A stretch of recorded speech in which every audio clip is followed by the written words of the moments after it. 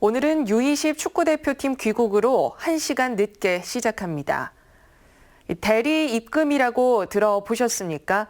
돈이 급한 청소년들에게 소액을 빌려주고 높은 이자를 부과하는 일종의 사채인데 법정 이자 기준을 초과하고 있습니다. 초고금리 신종사채로도 불리는데 이 실태를 김기수 기자가 취재했습니다. 한 SNS에 대리입금이라고 검색하자 수많은 글이 나옵니다. 돈이 급한 청소년에게 소액을 빌려주고 수고비와 이자를 받아내는 대리입금이 최근 청소년 사이에서 급속하게 퍼지고 있습니다. SNS에서 홍보글로 거기 통해서 연락해가지고 대신 모르는 사람들한테도 빌리고 막 하고 몇만 원, 몇십만 원 빌려줄 사람 막 이런 식으로 글 올려서.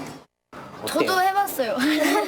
어제 티켓 같은 거 입금할 때 시간이 없거나 당장 돈이 필요한데 없으면 그냥 대리입금은 SNS를 통해 급전이 필요한 청소년을 찾아 접촉한 뒤 주민등록번호와 연락처 등 개인정보를 대가로 돈을 빌려주는 건데 최대 10만 원의 소액을 빌려주고 1000%가 넘는 높은 이자율을 부과하는 방식입니다. 높은 이자율은 엄연한 불법이지만 10만 원 미만의 소액 대출은 법 적용을 받지 않는다는 허점을 노린 겁니다. 문제는 경제력이 없는 청소년들이 돈을 갚지 못할 경우 급격하게 불어난 이자를 감당하지 못한다는 겁니다.